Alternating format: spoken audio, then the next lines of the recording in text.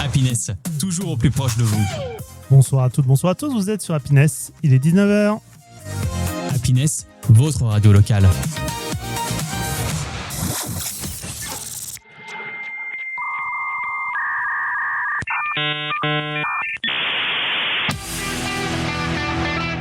L'actu jeux vidéo, séries, comics et manga, c'est dans l'Entre du Geek, avec Damien et toute son équipe sur Happiness. Bonsoir à toutes, bonsoir à tous et bienvenue dans ce mercredi extrêmement chaud, puisque c'est la canicule un peu partout et c'est aussi la canicule dans les studios, pour ce nouvel épisode de l'Entre du Geek, cet avant-dernier épisode de la saison, puisque bien évidemment la semaine prochaine c'est la dernière. Et oui, on part ensuite en vacances tous ensemble, on va profiter, mais rassurez-vous sur Happiness, il fera toujours beau, il y aura toujours du soleil et il y aura toujours des programmes avec notamment Baptiste. Baptiste, bonsoir. Bonsoir à toutes et bonsoir à tous. Il fait chaud, il fait chaud, il fait chaud. Et Benoît, bonsoir. Bonsoir, je me sens comme un raspberry overclocké. Ouais, à ce point-là. Ouais. Au sommaire de cette émission, on reviendra notamment sur le Festival d'Annecy. Baptiste, tu as prévu de nous parler de toutes les dernières annonces. Alors, on va pas mentir à nos auditeurs. Il y a trois films qui m'ont hypé en fait. Quand j'ai regardé ce qui passait sur Annecy, c'était un peu compliqué de faire une review de Annecy en fait. Et il y en a trois qui m'ont vraiment intéressé. Donc du coup, on va juste en parler quelques instants. Ensuite, Benoît, tu nous parleras d'un jeu qu'on connaît pas trop. Ouais, on parlera du meilleur jeu de l'année 2025, le vrai. Non, c'est Clair Obscur. Le vrai. Et aussi, on parlera de Day One, Baptiste. Tout à fait, on va parler d'un jeu super. Et on aura en fin d'émission 3 interviews, notamment Alexis Nem, Camille Broutin, ainsi que Renaud Roche et Laurent Mann, qu'on a eu la chance d'avoir nos micros pour les 30e rendez-vous de la bande dessinée d'Amiens. En attendant, vous êtes sur l'Entre du Geek sur happinessradio.fr et en DAB+, et c'est parti jusqu'à 21h en direct. L'Entre du Geek sur Happiness. Et on commence tout de suite l'Entre du Geek avec cette première annonce. On pourrait virer ce qui est mauvais et garder ce qui est bon. Comment vous déciderez ce qui est bon ou mauvais dans la nature? Désolé. Vous n'êtes pas l'un de mes étudiants, hein? Nous sommes confrontés à une menace qui nous dépasse. Une menace qu'on ne peut même pas voir. Vous êtes le seul à être immunisé. Et aussi le seul à pouvoir la détecter. Qu'est-ce qu'ils peuvent bien chercher? C'est cette bande-annonce de Spider-Man Brand New Day qui est sortie la semaine dernière. Et donc ce 38e film du MCU, deuxième de la phase 6, qui est réalisé par Destin Daniel Cretton, et avec bien évidemment Tom Holland, Zendaya, Sadie Sink, John Bernthal, j'arrive jamais à le dire, Mark Ruffalo. Hulk sera là, en effet, puisque c'est Hulk qu'on entend dans la bande-annonce. Michael Mando, Jacob Batalon. Il y aura également Frank Castle, du coup, le Punisher, qui sera là. Clairement, l'histoire se déroule 4 ans après No Way Home. Peter Parker vit seul dans un New York qu'il a totalement oublié, continue de protéger la ville en secret, mais subit une étrange mutation physique potentiellement mortelle, tandis qu'une série de crimes mystérieux fait naître l'une des menaces les plus redoutables qu'il ait jamais affrontées, et qui est sous le nom de la main, la Magia, que bon nombre de fans de Daredevil connaissent. Voilà, du coup, cette bande-annonce qui laisse, qui donne envie, avec un film qui est prévu pour le 29 juillet 2026 en France et le 31 juillet 2026 aux États-Unis. Clairement, il y a beaucoup de choses là qui sont lancées. On a un Spider-Man qui prend une nouvelle dimension, je trouve. Alors, je ne sais pas si vous avez regardé autour de la table, si vous avez eu le temps de regarder cette bande-annonce. Non, On va être pris en flagrant délit de complètement ignorance totale. Mais par contre, qu'est-ce qui fait que toi, t'es intéressé à fond? Clairement, ici, on va se retrouver avec un Spider-Man qui est un peu... qui est loin du côté surprotégé qu'il avait avec Tony Stark, avec la technologie de Tony Stark, parce que même dans No Way Home, il n'y avait plus Tony Stark, mais il avait quand même encore cette... C'était un Spider-Man qui était hyper boosté. Là, on se retrouve avec un Spider-Man un peu plus, on va dire, fait main. C'est presque... Un peu plus vulnérable. C'est ça, beaucoup plus vulnérable. Et puis surtout avec... vraiment, on a ici un Peter Parker qui va se rechercher, qui va à nouveau essayer de se construire une image, qui va avoir à faire face à beaucoup de nouvelles menaces, et notamment qui va rentrer pleinement dans l'univers des Avengers. Là, clairement, avec Hulk qui sera présent, Frank Castle, donc le Punisher qui sera là. Certains pensent même à Jean Grey qui devrait apparaître un peu. On ne sait pas trop encore, puisque Sadie Sink, l'actrice, elle a un rôle qui reste encore très flou. On ne sait pas trop un peu ce qu'elle va jouer. Certaines rumeurs parlent de Jean Grey, donc ça voudrait dire les X-Men qui seraient dans le coin. Clairement, ça peut être très très intéressant. Après, encore une fois, si vous n'êtes pas fan du MCU, je ne suis pas sûr que ça va vous plaire.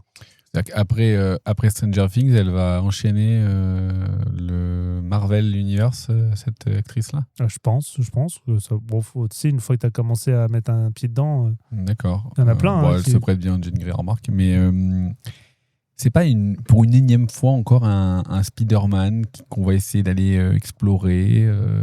On l'a toujours trouvé plus ou moins vulnérable, le Spider-Man, en fait. Oui, mais quand tu regardes le Spider-Man de Tom Holland, c'était un gamin qui était accompagné par Tony Stark, en fait. Il n'y avait pas cette découverte, cette recherche du Spider-Man qu'on a pu avoir avec Tobey Maguire ou je ne sais jamais comment il s'appelle le deuxième. Andrew Garfield, voilà. Il n'y avait pas les débuts de Spider-Man, en fait, puisqu'on on les avait vus plusieurs fois. On avait dit, c'est bon, comment est né Spider-Man, on s'en fout. Là, en fait, ce Brand New Day, qui fait référence à un comics très important, va servir un peu de renaissance à Spider-Man. Donc, on va avoir pas une nouvelle origin story, mais on va revenir aux fondamentaux de Spider-Man avec un Tom Holland cette fois. Ça peut être très intéressant. Ce que j'entends aussi, c'est que le Spider-Man, c'est aussi le véhicule à relancer des franchises, à relancer une suite et une continuité. On va être honnête, totalement.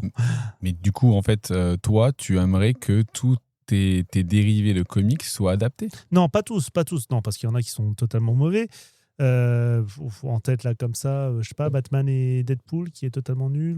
Mais là, ça, c'est des crossovers. Mais par exemple, t'as les Batman Rebirth qui sont sortis dans les années 2010, là. Qui sont excellents. Qui font peut-être doublon avec ce que Nolan a fait, finalement, dans l'ambiance. Non, dans l'ambiance, oui, mais c'est pas du tout la même histoire. C'est pas la même histoire, mais c'est l'ambiance. Il y a des choses là, Brand New Day, clairement, il reprend pas l'exemple de Brand New Day dans le comics, puisque dans le comics, en fait, ce qui se passe, c'est que Spider-Man est censé se marier avec Mary Jane, et il y a pareil une histoire où, alors si je me rappelle bien, c'est pas Spider-Man qui meurt, mais pareil, tout le monde oublie qui il est, et il revient un peu, il y a une sorte de renaissance qui est là. Là, je pense en effet que le titre Brand New Day est là juste pour faire un clin d'œil aux fans de comics. Mais après, honnêtement, on va ici se retrouver avec un Spider-Man, avec une nouvelle fois Tom Holland qui va jouer un Spider-Man qui peut être très très intéressant à regarder. D'accord. Non mais Toi, ça t'emballe pas. Mais non, t'es mais pas emballé, comme tout ce que fait Marvel depuis X années, en fait, j'ai l'impression que leur objectif, c'est ce que je te disais à l'instant, c'est de prendre ta bibliothèque de comics et de tous les adapter, en fait. Et je trouve ça dommage parce que... Tu vois, un truc, par exemple, pour parler d'adaptation, ils ont adapté Age of Ultron, qui est un comics qui est, je trouve, pas terrible. Voilà. Mais la manière dont ils ont adapté Age of Ultron est juste une horreur. C'est n'importe quoi. Ils ont fait n'importe quoi sur le truc. Il y a pas parce qu'Age of Ultron, il faut savoir que dans le comics, il y a une histoire en fait où il y a Ultron qui revient du futur, puisque Ultron, c'est la menace que les Avengers n'arrivent jamais à battre. Il revient du futur, il crée une sorte de dystopie horrible, et le seul moyen de le battre, c'est de retourner dans le passé et de tuer Hank Pym, qui est celui qui a créé Ultron à la base. Là, ils ont juste surfé sur la vague Age of Ultron en mettant ce nom-là, et c'est tout. Pareil pour Civil War, où ils ont mis un nom pour un arc narratif des comics qui est juste génial, qui est le meilleur arc narratif chez Marvel, et ils en ont fait n'importe quoi. Moi, ce que j'ai l'impression, c'est que... Alors, je t'ai coupé. Si je comprends bien, c'est juste du clin d'œil, quoi. Là, Brand New Day, c'est juste du clin d'œil. Après, honnêtement, la manière dont ils ont de le traiter peut potentiellement... J'ai envie de leur laisser leur chance. On a envie de faire encore, là, en fait. C'est-à-dire que... Non. Mais t'es forcément biaisé, toi, dans ton avis. Bah, mais, moi, oui. Mais je comprends forcément. très bien que les gens aiment ça.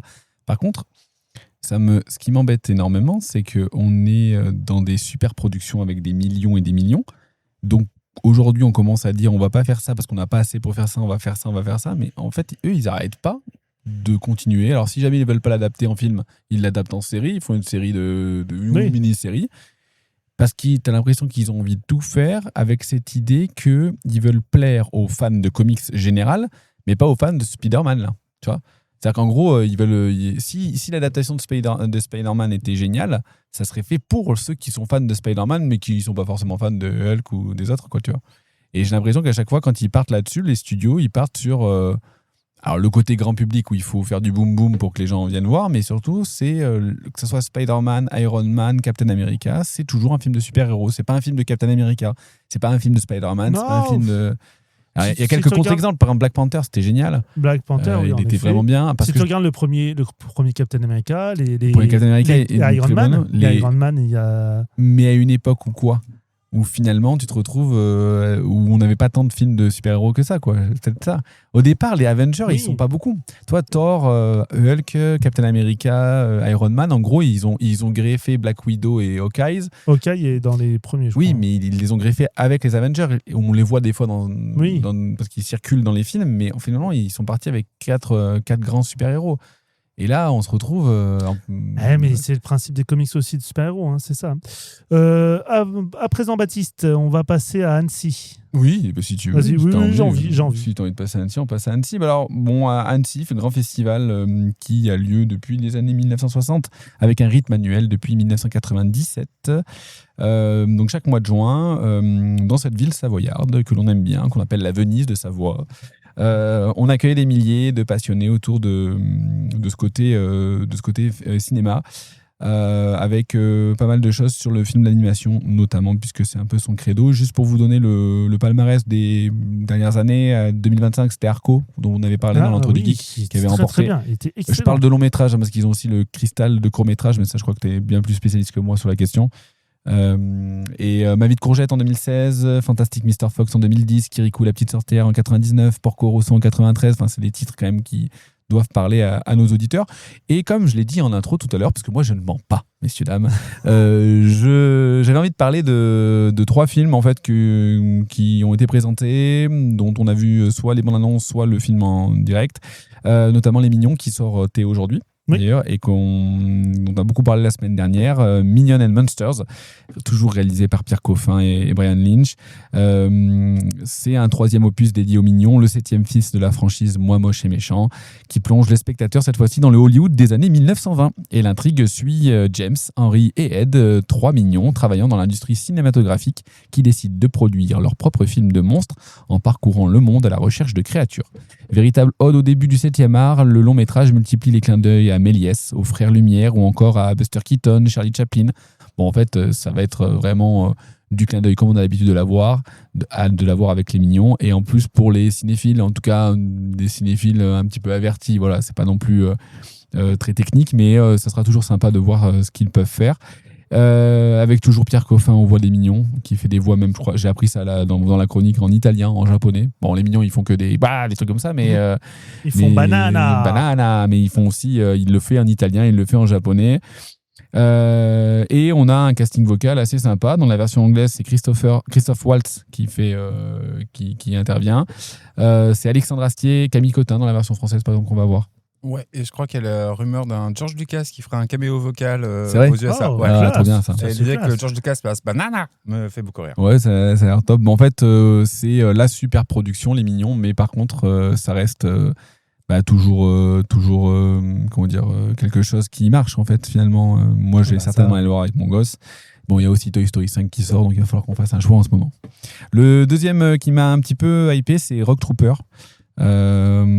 Qui est fait par le réalisateur Duncan Jones, qui là est une adaptation d'une BD qui datait de 1980. Alors moi je connaissais pas, peut-être que toi tu connais, Damien. Le film se déroule donc du coup sur la planète dévastée de New Earth, où s'affrontent les Sudiens et les North. On y suit Rogue, un GI à la peau bleue et unique survivant de son unité, qui traque le traître responsable du massacre de ses frères d'armes.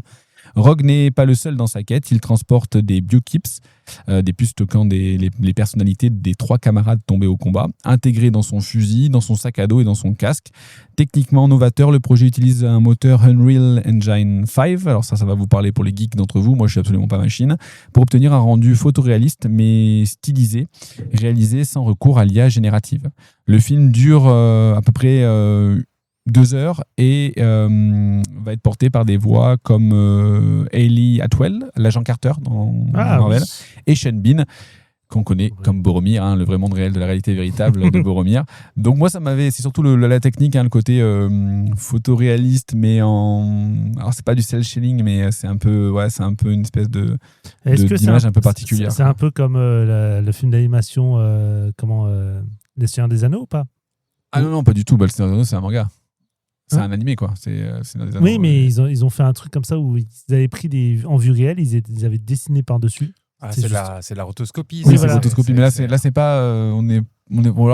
C'est vraiment le pousser, la rotoscopie. Là, on n'est plus dans les trucs un peu. Je sais pas. Là, c'est utiliser les outils de création cinématique jeux vidéo, les moteurs de jeu pour faire. Et la porosité, elle commence à devenir fine. Je pense à Flow, le film avec le chat, là, qui a été tout en cel shading. Ah oui. Qui avait une animation presque issue du JV. Mais en même temps, on n'a pas arrêté de parler ces dernières semaines des présentations des jeux vidéo. On vous montre que des cinématiques. Exactement. Donc finalement, c'est là où tu parles de porosité. C'est ça, la barrière, elle commence à être. C'est Et puis le dernier, c'est un côté un peu plus historique, un peu moins geek peut-être, c'est le dossier de l'Aube. L'animation au service de l'histoire. Il a été sélectionné à Annecy dans la compétition officielle. On verra s'il va le gagner. En fait, il explique il explore pendant un chapitre méconnu de la traque des nazis après-guerre, réalisé par Rupert Wyatt et Emily Fong, qui n'a pas de page Wikipédia, donc je n'ai pas pu avoir d'informations sur cette dame. Le film relate la relation complexe entre les services secrets israéliens et le célèbre couple de chasseurs de nazis, Serge et Bette Klarsfeld. Le récit adopte le point de vue d'un agent du Mossad qui considère les Klarsfeld comme des amateurs incontrôlables venant perturber les opérations officielles des actions d'éclat du Mossad. Il est initialement conçu comme un documentaire, sauf que les réalisateurs se sont rendus compte qu'il y avait plein d'images qu'ils ne pouvaient pas avoir. Par exemple, des opérations que menaient Serge et BTE sans que ça soit filmé. Ouais, Aujourd'hui, on aurait certainement des TikTok ou des choses comme ça. Eux, ils ne l'ont pas. Donc, il s'est dit, si je passe par l'animation, je vais pouvoir représenter cette façon-là sans avoir besoin de passer par un acting. Et l'animation permet beaucoup plus de choses pour raconter une histoire et avec moins de contraintes peut-être. C'est produit par Superprod, par France 3 Cinéma. C'est un thriller d'espionnage qui voyage entre Berlin, La Paz et Israël pour questionner les notions de justice et de raison d'État. Ça va ressembler un peu Valse avec Bachir, si vous vous souvenez un peu de quoi pourrait ressembler ce film d'animation. Voilà. Benoît, à présent, tu veux nous parler de celui qui est en train de faire beaucoup de mal à Stargate. Oui. Je parle bien d'Amazon. Amazon, si tu veux, alors je vous fais des petites questions déconnectées très rapidement. En avant. Luca Guadagnino, ça vous dit quelque chose? Absolument pas. Non, je sais rien. C'est le pendant sud-américain de George Lucas. Non, c'est un réalisateur de films. Il en a fait quelques-uns qui ont connu. Je pense à Call Me By Your Name. Il a fait un remake de Suspiria, Challenger. C'est plus 2-3 films, un petit peu moins populaires comme Queer ou After the End. C'est aussi le roi des projets un peu loose. Voilà. Et deuxième personne à trouver, plus connue, je pense, Sam Altman. Ça me dit rien. Sam Altman, ça me dit carrément quelque chose. Le nom me dit quelque chose, mais je ne saurais pas dire. Ouais, il dirige une petite entreprise. Ah bah oui, mais non, je le vois sur ton truc, là je viens de le voir, mais oui, mais c'est lui, mais on l'entend toujours parler de lui. Damien, tu dois savoir. C'est l'entreprise qu'utilisent tous les gens en ce moment. Facebook, Meta, non, vraiment, tout le temps, tous les jours. La Facebook, ils n'utilisent plus ça, les gens. Windows? Non, tous les jours. J'en sais rien, vas-y. Alors, c'est le cofondateur et c'est le PDG d'OpenAI. Ah oui, à l'origine de ChatGPT. Oui. Et Sam Altman est là depuis le début, sauf qu'en novembre 2003, je vous rappelle, le conseil d'administration de l'entreprise avait émis des doutes sur sa capacité à mener à bien la société et il l'avait viré. Ouais. Le lendemain, Windows avait dit s'il est viré, on le reprend. Et 2 jours après, il avait réintégré OpenAI, soutenu en partie par les salariés de l'entreprise qui avaient plus ou moins menacé de démissionner et puis par rapport à cette peur de Windows derrière. Il y a matière à faire un film, il y a matière à faire un truc intéressant sur qu'est-ce qui s'est passé pendant ces 5 jours de crise, une version un peu social network, mais version intelligence artificielle. Et c'est ce que s'est dit Amazon en produisant donc ce film de Guadagnino. Jusqu'à ce qu'Amazon se souvienne qu'en fait, ils ont mis 50 milliards de dollars dans OpenAI. Et que Sam Altman, il est assez pote de Jeff Bezos puisqu'il était un peu invité à son mariage. Donc ils ont l'air un peu cons, ça y est, le film est fini, mais Amazon se rend compte qu'ils ne peuvent pas vraiment le diffuser. Donc ils cherchent des repreneurs. Donc si vous êtes intéressé pour racheter le film et le diffuser, voilà, contactez Amazon qui sera content d'avoir une petite offre. Pour pas cher, du coup, Je puisqu'ils veulent s'en ne débarrasser. comprends pas que ce soit une fois le film fini que les mecs se disent ah ouais mais en fait C'est pas la première fois ça qu'on nous voit ça. dessert en fait. Merci Magnifique. Merci en tout cas, c'était les annonces du grand écran. C'est l'antre du geek sur Happiness. Toujours en direct sur Happiness jusqu'à 21h et on continue les infos cette fois de la petite lucarne avec un revival de quelque chose que je ne pensais pas revoir.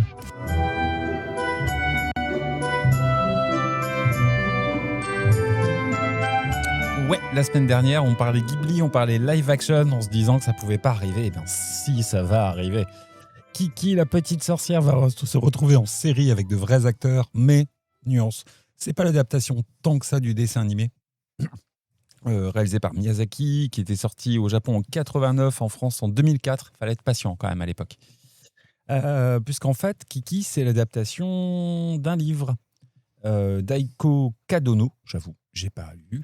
Le livre a été publié en 1985 et a priori, c'est pas n'importe qui cette dame parce qu'elle est quand même lauréate du prix Andersen. En 2018, le prix Andersen, c'est la récompense ultime pour les auteurs jeunesse. En France, si ça vous intéresse, c'est édité par les éditions Inis. Il y a 9 tomes. Le film de Miyazaki, adapté surtout le premier, l'installation de Kiki, le développement de sa boulangerie. Et la série, elle, s'étendrait sur l'ensemble des volumes. C'est un partenariat entre la BBC et une société japonaise qui s'appelle Kadokawa Corporation, avec une date de sortie qui est annoncée pour l'an prochain. On nous annonce 10 épisodes. Pour l'instant, il n'y a pas énormément d'infos. On n'a pas de casting encore, mais en tout cas, on a les premières annonces. Et personnellement, ça me fait assez envie. Moi, j'aime assez l'univers de Kiki. J'espère qu'il va se dérouler comme les films, dans cette espèce de middle Europa fantasmé, très miyazakienne. Et puis, je suis surtout étonné parce que je pense qu'il fait partie des Ghibli un peu mineurs. Et je suis vraiment surpris de voir son succès actuellement, même si je pense qu'il doit beaucoup au chat Gigi. Mais je suis vraiment étonné de voir beaucoup de jeunes porter très haut Kiki, un film modeste, mais qui est un super film modeste. Donc, à regarder quand même ou... Bah, écoute, moi, je suis curieux. Vraiment, ça me fait assez envie. Ce sera calme, ce sera pas violent, ce sera tout mignon, et moi, ça me va bien. On passe maintenant à la partie jeux de société avec une info dont je vous avais parlé en exclusivité la semaine dernière.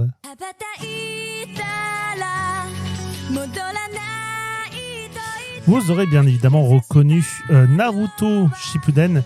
Et comme je vous avais dit, en fait, la semaine dernière, j'avais eu l'info un peu en scred. On a été les premiers d'ailleurs à l'annoncer. C'était que Bandai allait annoncer le 18 juin dernier un nouveau TCG, Naruto. Donc voilà, ça y est, c'est lancé. Donc Bandai Namco, enfin Bandai tout court, via sa branche Card Games, a dévoilé Naruto Card Game, un nouveau TCG basé sur l'œuvre de Masashi Kishimoto. Conçu comme un jeu orienté stratégie et surtout très compétition. Il est prévu pour une sortie mondiale simultanée en 2027.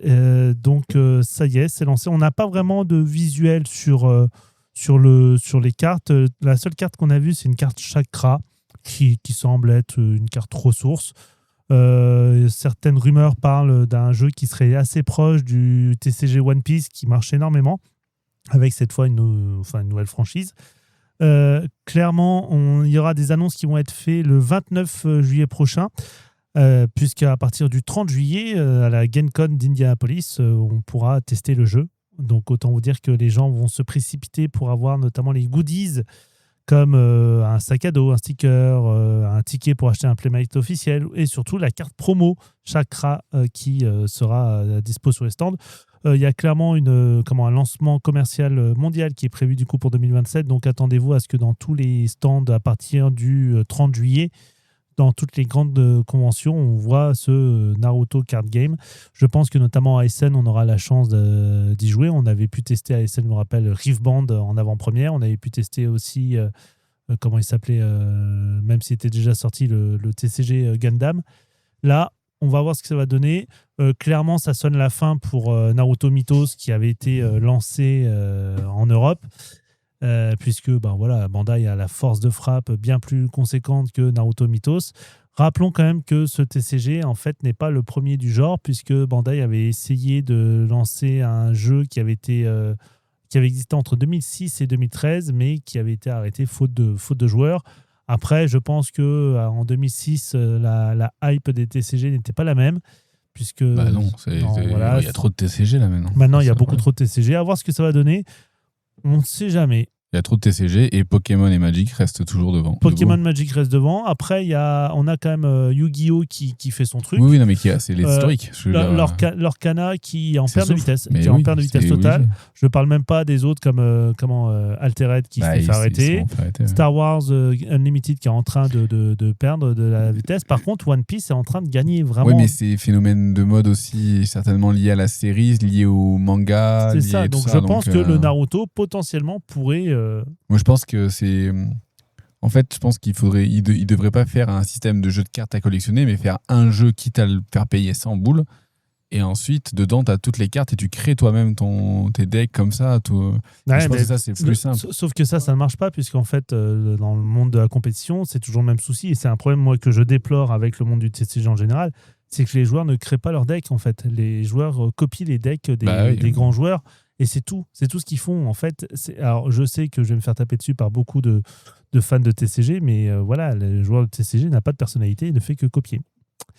Et puis ton système de all-inclusive, presque, c'est pas mal, mais c'est beaucoup moins rentable qu'un TCG. Ah oui, non, mais ça, je comprends tout à fait. En mode de lootbox. Il y en a qui le font, je pense notamment à Marvel Champion, qui le fait très très bien, et c'est un jeu qui marche, même s'il est un peu en perte de vitesse, mais en même temps, ça fait combien de temps Marvel Champion? Bien 10 ans. Ouais, mais tu t'es pas tout à fait sur un jeu de cartes à collectionner. C'est justement... Non, mais tu chopes toutes les cartes. T'achètes toutes les cartes. Oui. Donc tu crées ton deck avec ça. Non, mais c'est vrai, t'as raison. Ça se rapprocherait de ça. Voilà. Et puis d'autant plus que t'as des gens qui vont après créer des decks, qui vont tester des choses et tout. Il y a vraiment une communauté énorme. Pareil pour commencer Aurora Arkham, c'est pareil. C'est le même principe. Donc voilà, à voir ce que ça va donner. Baptiste, tu veux nous parler de Kickstarter? Ouais, encore. Mais en fait, à chaque fois que je tape ce mot dans ma barre de recherche Google, je tombe sur des trucs énormes. Néon Odyssey qui a pulvérisé tous les records sur Kickstarter. Le monde du jeu de rôle vient de vivre un séisme. Damien, il faut que tu te tiennes là-dessus, c'est un vrai séisme. La campagne Kickstarter de Néon Odyssey, portée par le studio Legend of Aventress, s'est clôturée le 3 juin dernier avec un montant astronomique de 16 139 970 $ récoltés auprès de 49 000 contributeurs. Et c'était combien la barre à la base? 60 000. 60 000, ils chopent 16 millions. Le projet a été financé à hauteur de 26 900%.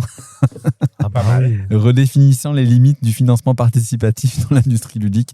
Les chiffres entourant donc ce fameux jeu Néon Odyssey donnent le vertige. C'est l'engagement de la communauté qui frappe surtout les esprits là-dessus, puisque le panier moyen, ça s'élève à peu près à 328 $. Oh la vache! Par contributeur, donc c'est énorme. C'est assez énorme. Alors, contrepartie, t'as une Ferrari, un truc comme ça. Alors, on va y venir. Avec justement c'est un montant qui est exceptionnel pour le JDR, mais en fait, ça s'explique par l'offre pléthorique de livres, d'accessoires, de coffrets de luxe dans la campagne, qui a duré du 5 mai au 3 juin. Ah ouais, en un mois, ils ont chopé 16 millions.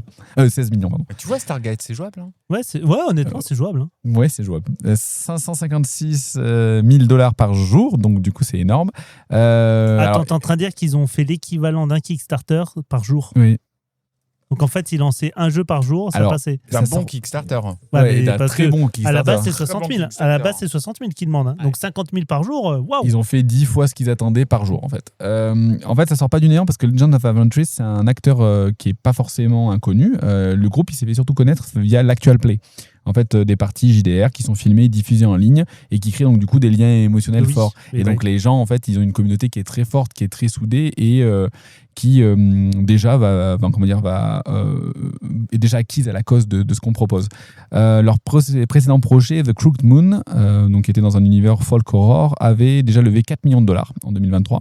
Et avec Néon Odyssey, il passe de l'échelle artisanale, qui était déjà pas trop artisanale, à une véritable ligne éditoriale d'un grand groupe.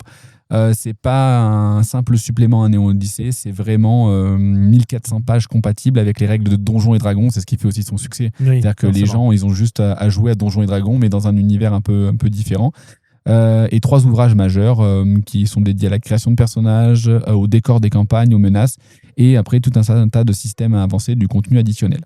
Donc le contenu est évidemment titanesque. On va donc avoir un univers qui est Donjons et Dragons, mais dans un univers synthwave, futuriste, années 80. Enfin, ils ont fait un truc qui, au niveau visuel, est très joli, hein, en années 80-90, avec des références aux consoles SNES, notamment aux dessins animés du samedi matin. On y retrouve des échos de Cowboy Bebop, de Star Fox, de Final Fantasy. Cette nostalgie sert de raccourci affectif, et c'est pour ça aussi que les gens viennent dans cet univers-là. Le petit problème que l'on retient là-dessus, c'est le fait de pousser les joueurs à l'achat impulsif. Le fait de faire croire aux joueurs qu'il n'y en aura plus après, quoi, en fait. Et ça, c'est peut-être un petit peu la stratégie qu'on pourrait leur reprocher, parce que finalement, ils n'avaient peut-être pas besoin de ça. C'est des parties qui vont être denses, donc c'est pas fait pour tous les joueurs de jeux de rôle. Ça, il faut bien l'avoir en tête. Et puis surtout, le plus gros problème, et ce qui fait peur aux backers là tout de suite, c'est que le jeu est mis sur Kickstarter avant même d'être fini. C'est-à-dire que là, il va falloir équilibrer toutes les campagnes, il va falloir jouer, tester, éditer. Et donc là, le jeu, il n'est pas en possession des backers avant 2027-2028. Ah ouais, donc ça va être vraiment assez impressionnant. Ouais, c'est ça. C'est un truc énormissime. Question bête, dans le coût de financement, enfin voilà, s'ils demandent un Kickstarter, c'est parce qu'ils ont besoin de financer le projet. Est-ce que tout ce qui est équilibrage, c'est pris en compte? Pas du tout. C'est juste la fabrication matérielle. Ouais, c'est ça. Il n'y a pas le temps de développement, il n'y a pas le temps de test. Je pense qu'il faut rémunérer des testeurs, à mon avis, qui ne le font pas gratis. Alors ton copain, ton meilleur ami, ta famille le fait gratis au départ, mais après il faut tester des testeurs. C'est pas des avis forcément objectifs. Je pense que c'est des testeurs. Non, mais je veux dire, ta famille, tes amis. Ah oui, non, mais c'est déjà. T'as besoin. Oui, voilà. Ça, tous les auteurs de jeux de société pourront le dire. Tu as besoin de faire jouer encore et encore. C'est pour ça qu'il y a plein de salons qui proposent des choses, comme notamment celui du 17 avril prochain. Mais je n'en dis pas plus, à Beauvais. Waouh, mystère. Et là, bon, vu le petit pactole, bon, je doute qu'ils mettent une table de jardin dans la cour devant les festivals à Essen pour faire tester, quoi. Ouais, c'est même pas sûr qu'ils soient à Essen en plus. Ouais. Non, parce que. Ils ont leur communauté. En fait, moi, je pense qu'ils vont le tester en ligne. Oui. Ils vont utiliser l'Actual Play et ils vont tester en ligne. En fait, il y a plein de gens, un peu comme dans le monde du jeu vidéo, il y a plein de gens qui vont déjà avoir joué aux campagnes, qui auront déjà fait les campagnes quand il sortira en version définitive. Ouais, le principe de l'early access. Ouais. En parlant de salon, justement, Baptiste, il y en a un là prochainement. Oui, tout à fait. Il y en a un à Paris. Le plus grand, enfin pas le plus grand parce que c'est Cannes le plus grand en France, mais un qui est très intéressant à Paris, c'est Paris et Ludique qui va ouvrir ses portes pour son édition 2026 du vendredi 26 juin, ce vendredi, au dimanche 28 juin sur la pelouse de Reuilly. Ça risque d'être un peu chaud pour eux. Ouais, ça va être une catastrophe. Est-ce que ça va pas être annulé? Pour l'instant, il n'y a pas de. Alors, j'ai fait ma chronique ce matin, donc pour l'instant, il n'y a pas de. J'ai pas de news en ce sens, mais ils annoncent quand même des températures un peu plus supportables samedi, dimanche. Pour nous, par exemple, dans le nord de la France, ça s'arrête à peu près vendredi, samedi. Donc, ils devraient avoir mieux. Ce qui peut, par contre, leur tomber sur le coin du nez, c'est un gros orage qui ruine tout ce qu'ils sont en train de mettre en place. Déjà, l'année dernière, on a eu la pluie tout le temps. Donc, bon, voilà. Mais bon, on s'était quand même plutôt amusé avec les chaussures sympa, qui disaient bonjour, en plus, donc, qui ont pris l'eau, les chaussures. On ne raconte pas les détails. Non. Bon, allez très vite sur Paris Ludique. Moi, je vous le conseille pour tout le monde. C'est gratuit pour les moins de 10 ans. De 10 à 16 ans, le tarif est réduit. Enfin, c'est génial d'y aller, franchement. C'est un des cœurs battants des festivals de jeux de société en France. Vous avez toute une place immense avec que des tentes où vous pouvez jouer. On vous fait jouer rapidement. Il y a les éditeurs.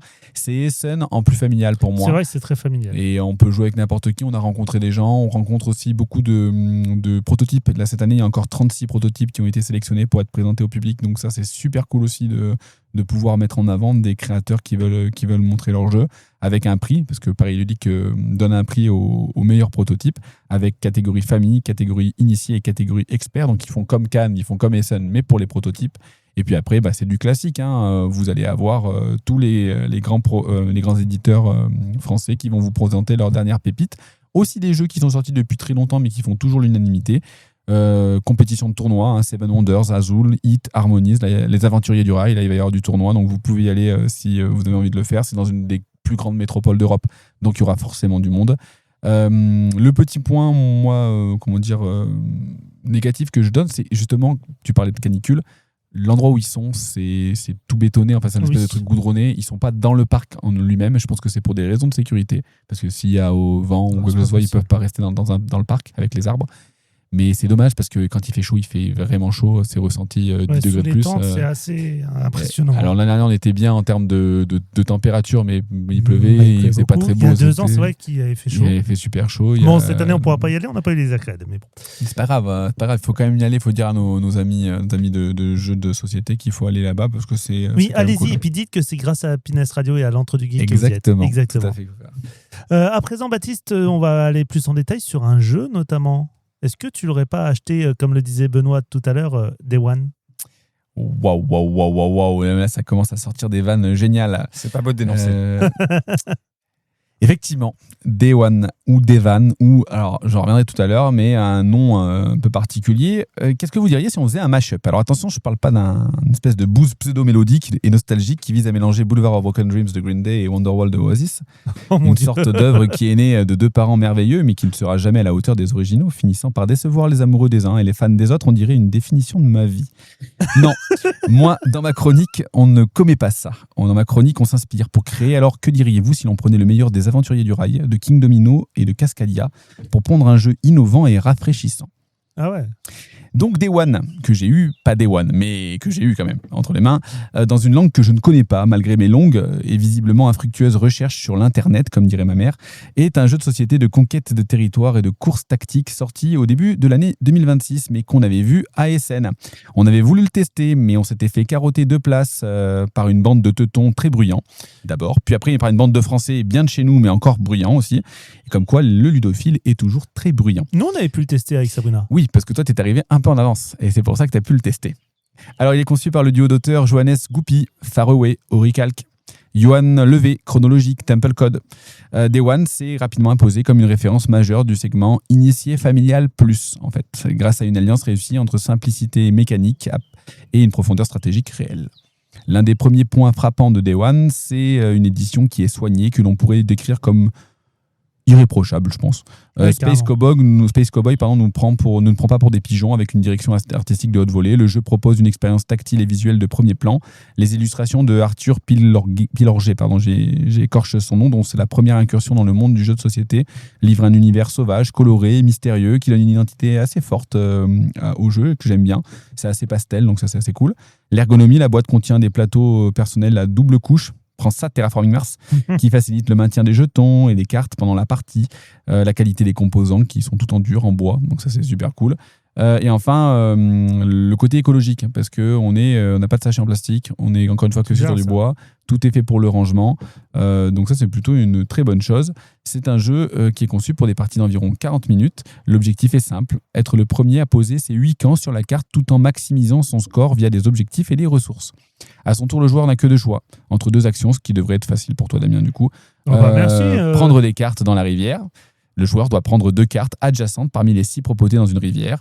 Celles-ci sont des sortes de ressources qui vont nous permettre de nous déplacer sur la map centrale. Placer un campement, c'est la deuxième action qu'on peut faire. Donc on va poser un campement, on va devoir défausser les cartes correspondant au chemin que l'on emprunte sur la map en commun. Et puis ensuite, on va pouvoir poser notre petit campement. Il y a donc une interaction qui est directe parce que si on traverse une zone qui est déjà un adversaire, on lui donne des cartes. Et ça, c'est cool aussi parce que ça permet d'avoir un petit dilemme. Est-ce que je fais un détour immense, donc dépenser plus de ressources, ou est-ce que je donne une carte à un adversaire? Ça sera à vous de trancher quand vous jouerez à ce magnifique jeu. Chaque fois qu'un joueur place un campement, il récupère sur son plateau personnel ce fameux campement et il débloque des bonus immédiats. Soit il prend des tuiles objectifs qui vont lui permettre de scorer à la fin de la partie en respectant des conditions, donc avoir tant de terrain orange, avoir tant de symboles diamants, avoir tant de bateaux, etc. etc. Soit il peut placer des cartes de soutien, c'est-à-dire des cartes de sa main qui elles aussi ont des symboles et qu'il va pouvoir ajouter à son jeu pour pouvoir remplir ses fameux objectifs. Et ça, c'est aussi une espèce de gymnastique et d'optimisation que j'aime bien. Les points sont calculés selon plusieurs critères, les fameuses tuiles objectifs, des jeux tombés qui rapportent 2 points, des groupements de campements qui rapportent 4 points, des flammes, etc. etc.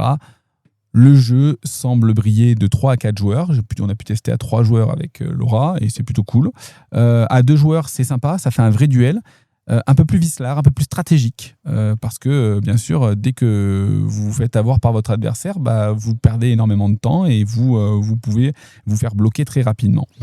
Ceux qui aiment pas trop la compétition et le fait de ne pas arriver à vous développer, jouez plus à 3 ou 4 joueurs, vous aurez un peu plus de possibilités. Bon, les points positifs, vous l'avez compris, parce que j'aime beaucoup ce jeu. Je considère comme une belle petite claque. Ça fait longtemps que je n'avais pas vu un jeu comme ça. C'est l'efficacité et la fluidité. Le jeu est nerveux, on a très peu de temps mort, on pioche des cartes, on pose des campements. Et s'il y a une profondeur stratégique réelle, elle reste accessible. Et donc, vous pouvez planifier votre stratégie pendant le tour des autres. Donc, ça va vite, en fait. On joue en 40 minutes, en vrai, le temps d'installer 40 minutes. Il y a un équilibre entre tension et accessibilité. C'est accessible pour tout le monde, mais il y a une tension tout le temps. Parce que il va falloir trouver le timing pour piocher les cartes. Vous êtes obligé de les piocher, ces cartes-là. Mais si vous ne posez pas de campement, les autres vont pouvoir poser des campements à votre place. Et donc, du coup, vous prendre une place qui peut être très intéressante. Il n'y a pas de terrain pour tout le monde. Donc, si vous avez des objectifs qui sont similaires, vous allez être toujours en interaction avec les adversaires pour pouvoir les doubler. Mais vous avez quand même besoin de cartes pour pouvoir poser. Et donc, c'est une espèce d'optimisation et de micmac qu'il va falloir aussi anticiper pour être le moins vulnérable possible. La rejouabilité, elle est énorme. Elle est énorme parce que le plateau est modulable. En fait, on associe des tuiles entre elles pour former le plateau qui va changer à chaque fois. Et à cela, on va pouvoir aussi ajouter des scénarios différents. Un scénario avec un volcan qui efface une case petit à petit. Un scénario avec inondation qui efface encore des cases petit à petit. Des scénarios où on va pêcher des poissons plutôt que d'aller chercher des baies. Enfin, tout ça, ça va changer les règles, changer la manière de scorer, changer les plateaux à chaque fois. Il y a 4 fois 4 possibilités de plateaux et du coup, on ne fait jamais une partie de la même manière. Petit point négatif, par contre, c'est le hasard. Quand vous piochez une carte, forcément, vous pouvez tomber sur la bonne carte qui va vous arranger. Les autres peuvent un petit peu rager si jamais ils ne sont pas gagnants. Les objectifs aussi, je trouve que quand les objectifs sortent, si jamais vous avez déjà rempli un objectif, il vous suffit juste de le prendre, de le placer sur votre plateau et vous l'avez déjà validé sans avoir besoin de travailler. Ça, c'est un petit peu dommage. Et puis, vous savez que moi, j'adore quand un jeu a un thème qui est lié à son gameplay. Là, pas du tout. Le thème, il est juste là en façade. On est en train de chercher des ressources pour sauver notre planète et sauver notre petite civilisation. En résumé, Day One sera certainement l'un des jeux majeurs de l'année 2026. Je lui prédis, moi, un Spiel. Ah ouais, il est français, donc peut-être pas un Spiel, mais en tout cas un As d'or l'année prochaine. Ça, c'est sûr. Il aura un As d'or, c'est sûr. Le Spiel, on verra, mais il sera dans la liste. Il coche toutes les cases de ce qu'on aime aujourd'hui. Un jeu simple qui peut jouer avec des experts et avec des initiés et des débutants, qui peut se jouer avec des gamins. En fait, ça va très vite. Je pense qu'il faut compter à partir de 8-9 ans parce qu'il y a quand même des petites subtilités. Voilà, merci Damien, qui peuvent peut-être pas être accessibles pour des beaucoup plus jeunes. Ça séduit tout le monde. Il ne révolutionne pas le genre du contrôle de territoire, il l'exécute avec une maîtrise et une élégance qui peut être considérée comme une valeur sûre, une solidité mécanique et un plaisir de jeu immédiat qui rassemble. Et c'est encore une fois là l'essentiel, parce que l'important n'est pas le jeu auquel vous jouez, mais les personnes avec qui vous jouez. Merci Baptiste, c'était donc cette review du jeu Day One que du coup tu nous conseilles. Oui, et j'ai même rattrapé le temps que tu as perdu. On se retrouve sur Happiness dans l'Entre deux Geeks dans quelques instants. C'est l'Entre du Geek sur Happiness. Toujours en direct sur l'Entre du Geek, on est ensemble jusqu'à 21h et on continue ces infos avec Benoît. Tu veux nous parler de Steam Nest? C'est quoi ce truc encore? C'est Steam? Alors, c'est Steam, mais alors celui-là, il est pour Batou. Ça va lui faire plaisir. C'est l'opération de mise en avant de jeux de Steam. Après toute la vague qu'on a eue de promotion des jeux AD, tu te souviens, la Xbox Press, Nintendo Direct et machin, mais c'est des démos. C'est pas des cinématiques, c'est pas juste un logo sur un fond avec une date qui dit enfin on va jouer 2032. Enfin on joue. Ayant la 150 à découvrir, ça fait beaucoup. On a le temps. T'as le temps de te racheter un PC. Mais attention, les démos peuvent disparaître. Moi je fais, je télécharge plein de démos. J'ai pas beaucoup le temps de tester. 2 très rapidement, dont une petite triche. Dench Attack.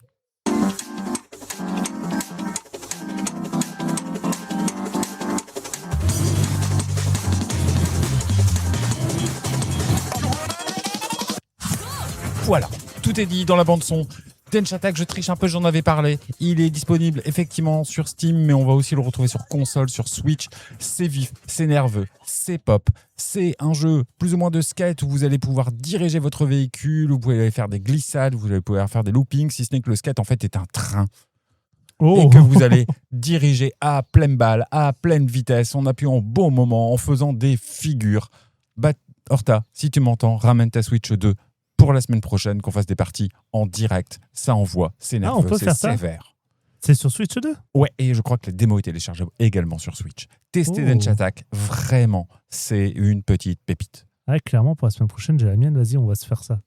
Sur écran géant, là, avec le vidéoprojecteur. Toutes les démos sont gratis ? Sur Steam, ouais, toutes les démos sont gratis. Deux salles, deux ambiances, avec du vrai jeu indépendant d'un label qui s'appelle Deconstructim espagnol, qui propose vraiment des expériences singulières, très singulières. Et puis parfois, elles sont raccord avec votre état d'esprit. Je vais parler pendant la musique, pendant la bande-son, ce sera mieux pour tout le monde, je pense. Tu peux lancer, Damien. Ah ouais, tout de suite, ça donne l'ambiance, quoi. Ça donne l'ambiance. Il arrive parfois qu'on soit raccord avec l'esprit, avec l'univers d'un jeu. Je sais pas pour vous. Parfois, c'est pas le bon moment, et puis parfois, c'est le moment idéal. Et bien là, c'est le cas. À un moment, un personnage dit à notre héros « Tu es courageux, tu es courageuse, c'est une dame. Certains ont choisi la thérapie, toi, tu as choisi de venir avec une masse. » Vous allez tout défoncer. Vous revenez dans votre village natal, a priori, vous n'y êtes pas le bienvenu. On ne comprend pas très bien ce qui s'est passé avec votre mère. A priori, elle est décédée, elle avait des soucis de santé. On ne sait pas très bien ce qui se passe avec votre sœur, avec les robots qui sont autour de vous. De toute façon, actuellement, la solution, c'est tous les défoncer, de tout exploser, à coups de masse. Il est temps que les vacances arrivent, on est d'accord. Peut-être bien. Une expérience singulière. Pour l'instant, ça laisse beaucoup de mystère. Ça défoule. Ça en dit pas grand-chose, mais ça fait réellement envie. Non, alors, encore une fois, Deconstructim, c'est pas des jeux tout public, on n'est pas sur du AAA, on est sur de l'expérience. Voilà. Derrière, il y a un propos, il y a des notions, il y a des idées. Celle-ci, elle est assez radicale et assez étonnante. Radical, ça, c'est le mot. Autre chose encore ? Tu veux qu'on parle du meilleur jeu de l'année de l'an passé ? Vas-y, c'est quoi ? Je sais pas. C'est Clair Obscur, non ? Ah ouais, mais c'est pas le seul à avoir droit à ces concerts.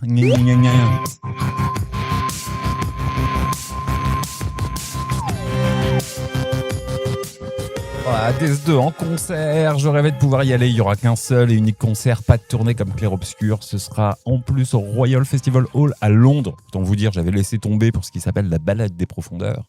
Mais bonne nouvelle, Supergiant a annoncé qu'ils allaient diffuser ça en direct. Sur leur chaîne Twitch. Donc voilà, samedi 14h30, moi s'il fait chaud, je m'en fous. Je me mets derrière ce concert où on va pouvoir entendre les musiques interprétées composées par Darren Korb. Darren Korb, il a fait toutes les musiques du studio Supergiant, mais il a surtout explosé avec la musique de Hades 1, sorti en 2020. Hades 1, on rappelle, c'est un rogue très vif. Mais c'est aussi un jeu dans lequel on va pouvoir entretenir des relations plus ou moins intimes avec les dieux de l'Olympe, puisque évidemment notre objectif là c'est de remonter des enfers. Ce qui fait un truc un peu bizarre, un mix un peu bizarre, mais qui marche parfaitement. Et la musique transparaît, cette dualité-là, la donne à entendre de manière singulière, mais qui marche là aussi parfaitement, avec d'un côté une musique méditerranéenne, on est vraiment dans la Grèce antique, on a des influences grecques, on a des influences byzantines, et de l'autre, du rock, bien lourd. Bref, c'est la rencontre entre le bouzouki et le gros riff de guitare. Hades 2 prolonge la démarche, peut-être avec un volet un tout petit peu plus éthéré, avec un volet un peu plus ésotérique. On est dans le monde des sorcières. Mais cette rencontre entre les deux univers, on l'a tout du jeu, et on peut entendre vraiment ça, cette rencontre, dans les différents niveaux. Là, cette fois-ci, on monte, on descend, on arrive au premier niveau, on est dans les rêves.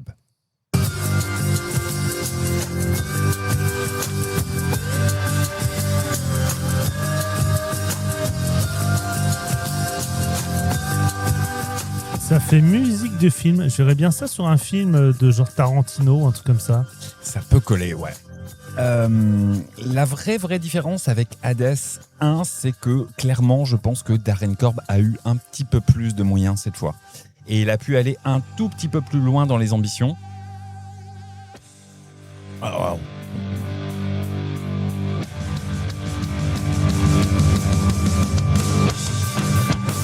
On sent que t'es en train de kiffer là. Grave. Il a eu un tout petit peu plus de moyens dans ses ambitions et il a vraiment eu la possibilité d'avoir avec lui les mêmes instrumentistes. Il faut savoir qu'il joue pratiquement de tous les instruments. Hein. Et, en plus, Mais il veut pas tous les jouer en même temps. non, mais je pense que sur le premier, ça a été fait en multipiste. Non, mais c'est le mec pénible. Tu sais, il joue tous les instruments, mais il chante aussi, il fait aussi les voix. Puis je suis sûr qu'il cuisine super bien. Enfin, c'est vraiment le mec pénible, quoi. Gros orchestre qu'il a vraiment réussi à mettre à profit, essentiellement de la deuxième partie du jeu. Dans la première, on va descendre, on va essayer de retrouver la chambre d'Hadès, celle des enfers. Dans la deuxième partie, par contre, on va remonter, on va traverser tout l'Olympe pour aller jusqu'au sommet. Deuxième extrait, cette fois-ci, on envoie du lourd, on envoie l'orchestre. Accrochez-vous, c'est pas loin d'être le boss le plus difficile, celui qui arrive à lire vos mouvements, qui sait très bien où vous allez aller. C'est Prométhée et sa saleté d'aigle.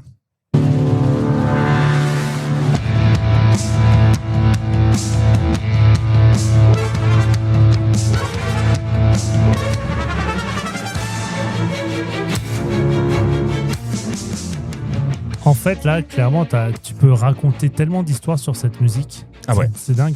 Ouais, c'est vraiment des musiques épiques, c'est vraiment des musiques dynamiques. C'est vraiment aussi des musiques qui te motivent quand tu t'es fait niaquer 25 fois par le boss pour dire cette fois-ci je l'aurai. Ça te booste. Faut quand même savoir aussi que c'est... Bon, encore une fois, c'est un rogue. Hein. Le rogue, on revient dans les salles. L'avantage, c'est que la musique, ça permet aussi d'avoir des motifs. Ça incarne les personnages, ça incarne les niveaux. Et on va pas se mentir, il peut arriver qu'aux alentours du 300e run, on finisse par aussi s'attacher un peu aux musiques, un peu les avoir en tête. C'est ou les d'en aimer avoir comme marre. un doudou. Bah non, c'est pas mon cas pour ma part. Et donc, il y a forcément, quand tu disais tu kiffes, oui, tu retrouves tout de suite cet univers et cette ambiance. Parce que je peux dire qu'il y a des musiques, moi, qui m'ont traumatisé. Ouais, après, Voire même juste des sons. Je pense au son du boss final de Bomberman sur Saturn, où le gars dit toujours « This is my masterpiece !» Et ça m'a gonflé. Ah, mais c'est plutôt un gimmick qui gonfle. Mais après, quand tu prends tout ce qui est open world, finalement, la musique qui est derrière, c'est comme quand tu vas faire tes courses au supermarché. Hein, au bout d'un moment, elle est inconsciente, en fait. Et... Pas faux. Et là, clairement, moi, il y a un moment que j'attends toujours quand je descends. Le deuxième niveau, celui d'Océanos. Le moment où je vais pouvoir rencontrer la boss. Il y a des invités qui sont annoncés sur ce concert. Je pense des chanteurs, des chanteuses, parce qu'il y a des chansons dans Hades.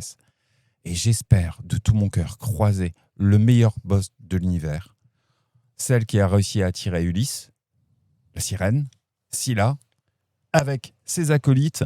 Je vous propose d'accueillir Jetty à la guitare, Roxy à la batterie, Scylla est au chant avec son hit I'm gonna claw out your eyes and draw you to death. Je vais t'arracher les yeux puis te noyer.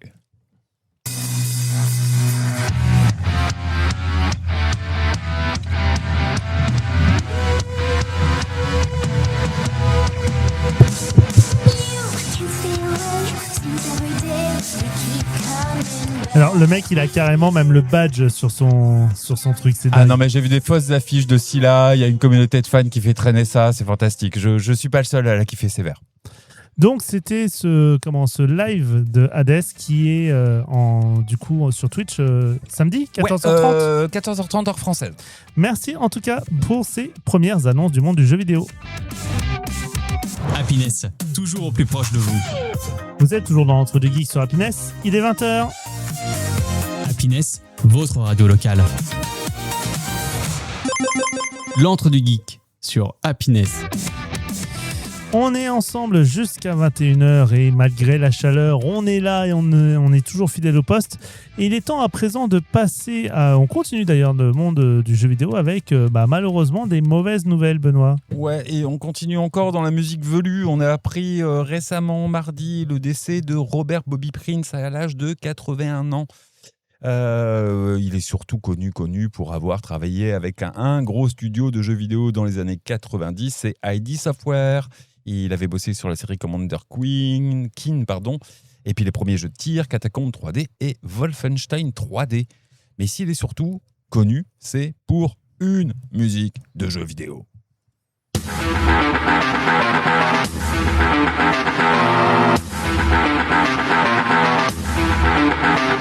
Ah, c'est ultra connu ça. C'est ultra connu, c'est la musique de Doom sortie en 93.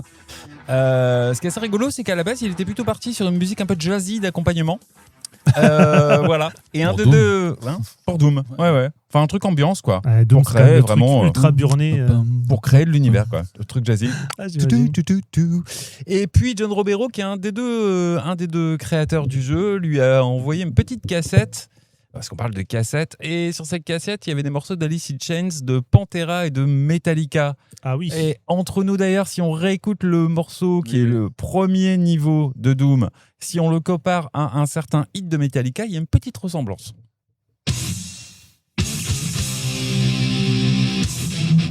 Ah ouais, mais carrément. Ouais. Le riff de guitare, c'est le même. Ouais, alors le son pique Ça va un pas être le même, mais ouais. Le son, c'est une grosse influence. Oh, Le son pique un petit peu, c'est normal. On rappelle que c'est de la technologie MIDI. La technologie MIDI, c'est ce qui permettait vraiment de créer de l'interaction entre les instruments et les ordinateurs dans les années 90.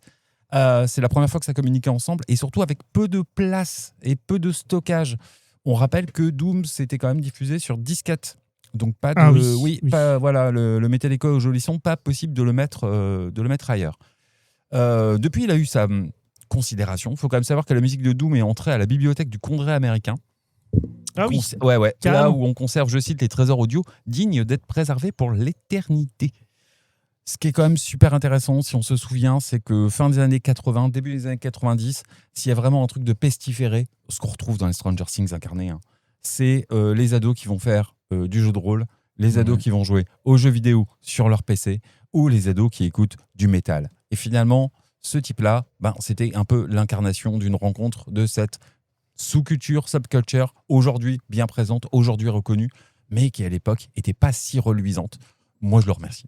On continue dans les annonces de décès avec celle de Claude Guillemot. Alors, ça vous dit peut-être rien, mais c'est le cofondateur d'Ubisoft qui est mort vendredi dernier dans le crash de son avion à La Baule, en Loire-Atlantique. Il se rendait avec une autre personne à un rassemblement d'avions programmé ce week-end dans la région.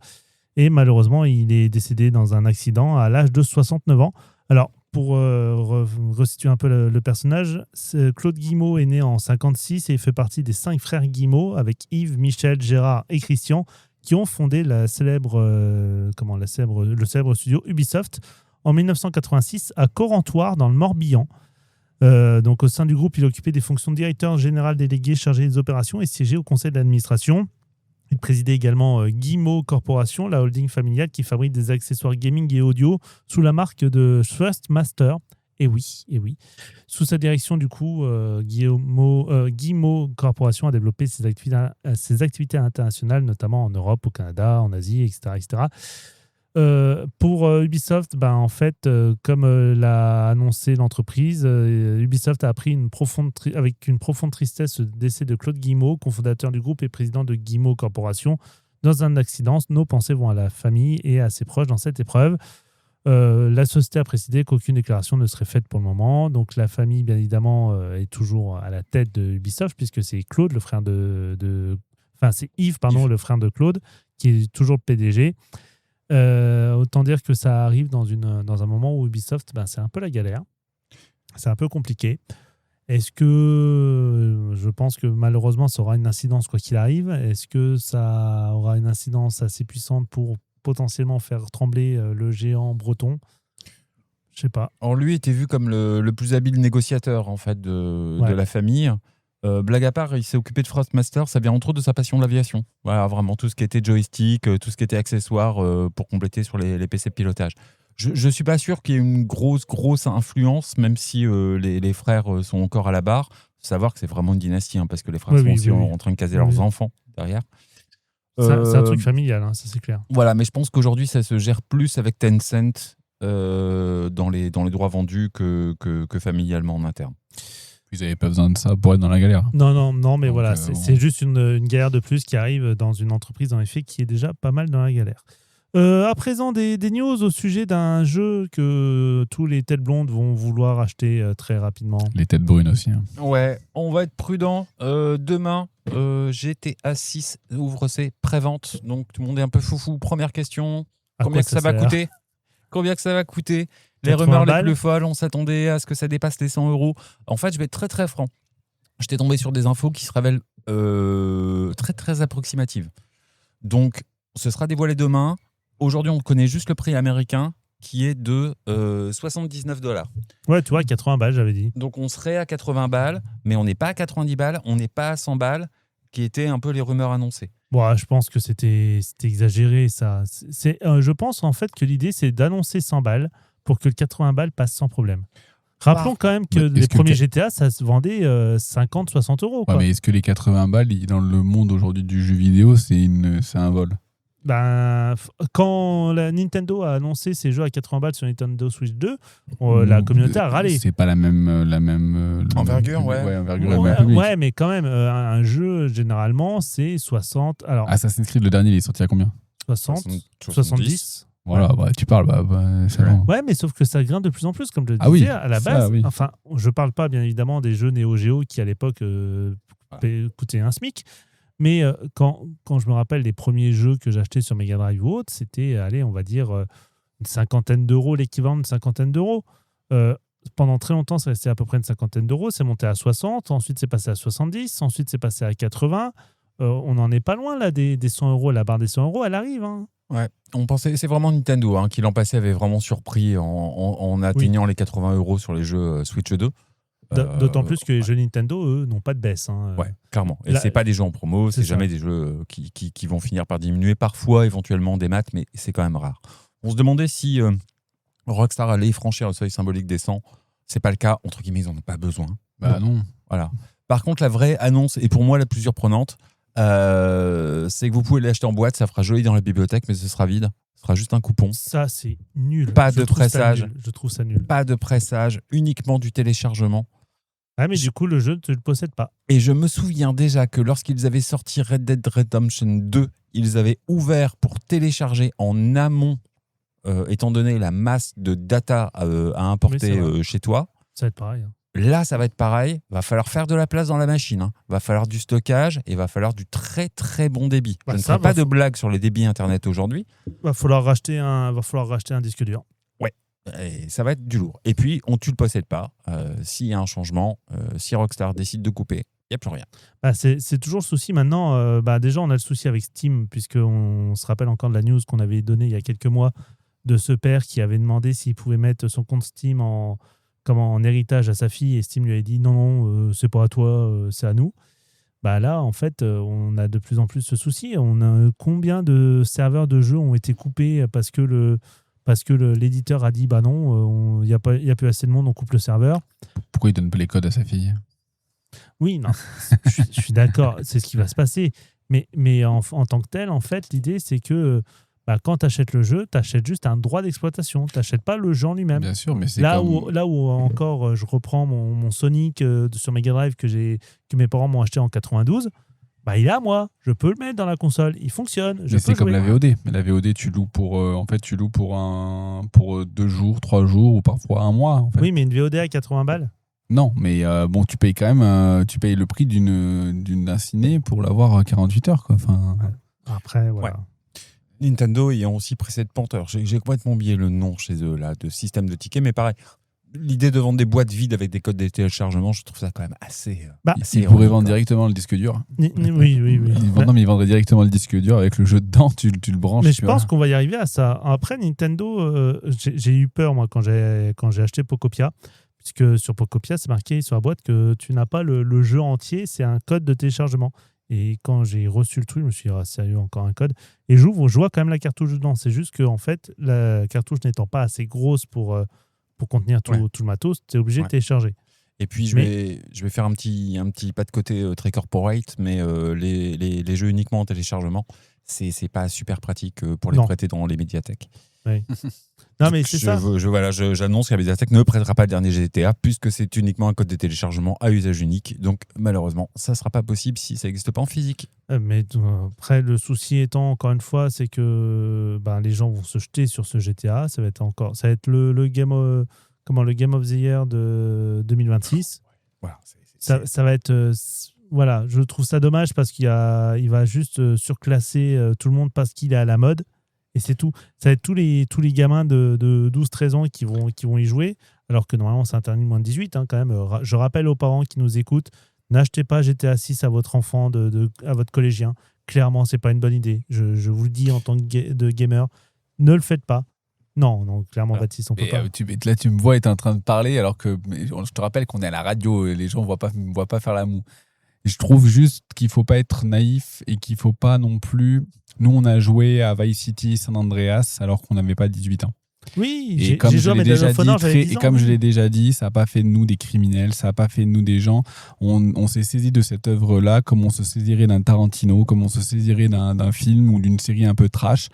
En fait, on s'en saisit en se disant qu'il y a la réalité, il y a le vrai monde réel de la vérité et le monde de la fiction. Pardon. La différence, elle est là, c'est que nous, on nous le disait, ça. Ouais, mais je pense qu'il y a des gamins qui le savent aussi. Moi, ce qui m'inquiète un peu plus avec GTA 6, c'est plutôt le fait que les gens soient pas du tout au courant de pourquoi il y a ces interdictions-là. Et Benoît, il nous avait fait une très bonne chronique un jour sur justement toutes ces interdictions, à ce à quoi elles renvoyaient. Et en fait, je pense que les gens ne sont pas avertis de ça. On se rend compte, je vais dire un truc tout con, mais on se rend compte que les parents ils mettent pas des films pornographiques devant les gamins parce qu'ils savent que c'est interdit, ils savent pourquoi c'est interdit aux gamins. Par contre, ils peuvent mettre des séries moins de 16 ou des fois même moins de 13, alors que voilà, et c'est pas...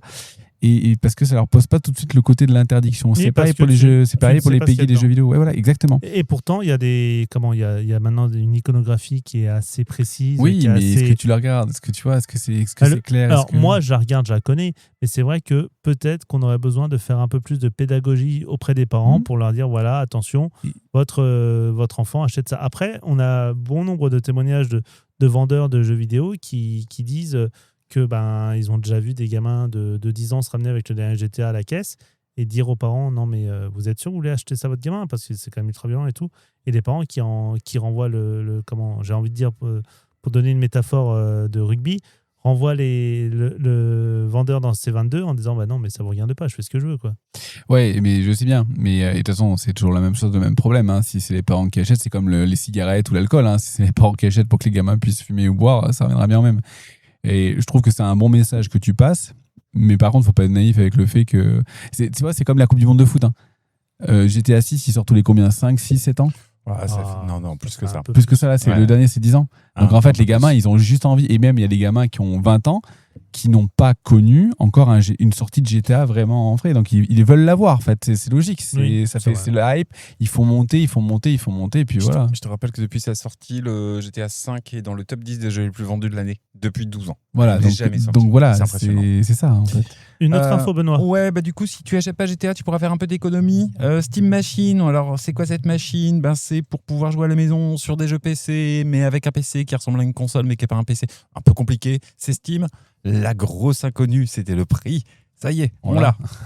Vas-y. Alors, ce sera la petite coquette somme de 1039 € si vous voulez la version 512 Go. 512 Go seulement? Alors, je rappelle qu'elle est fournie sans manette. Qu'il faudra acheter en plus une centaine d'euros. Alors, il y a une offre promotionnelle, du coup, la manette est à peu près à 60 et quelques euros. Pardon. Si tu veux la version augmentée, ce sera la version, je suis désolé, mes feuilles s'envolent donc ça va être compliqué. La version 2 Tera sera à 1359 €. Alors encore une fois, Steam a annoncé tout ça vers septembre-octobre l'an passé, sans peut-être avoir estimé la fameuse RAM Apocalypse qui allait débouler, qui allait faire en sorte qu'ils étaient complètement dans l'inconnu sur au final combien ça allait pouvoir se vendre une fois finalisé 6 mois ou 8 mois après. Et globalement, aujourd'hui, c'est ce qu'ils expliquent, quoi. C'est vraiment la tension sur la RAM qui fait que les prix sont hyper exorbitants pour cette machine qui vise un public un peu bizarroïde. C'est pas du jeu PC, c'est pas de la console, c'est de l'entrée de gamme. Alors, de l'entrée de gamme à ce prix-là, voilà, tu mets un peu plus, tu vas vraiment prendre un PC. C'est un concept. Faut savoir que les Steam Deck sont en rupture de stock. Hein. Il y a une communauté. Est-ce qu'elle va vraiment l'accompagner? Je pense que l'idée n'était pas mauvaise. C'est la deuxième fois qu'ils essaient. Je pense juste que c'est pas le bon moment, les gars. Autre info également qui est apparue au sujet d'un jeu que l'on a beaucoup commenté ces derniers temps. Je parle bien sûr de Palworld.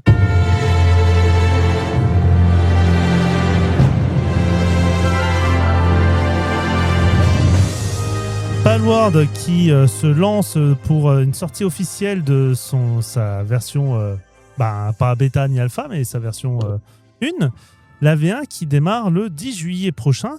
Et en fait, Palworld Pocket Pair, le studio derrière Palworld, a annoncé pas mal de changements, notamment Ils ont programmé pas mal de nouveaux pals, de nouvelles quêtes, de nouveaux objets. Bref, il y a tout plein de contenus qui vont être accessibles dès le début.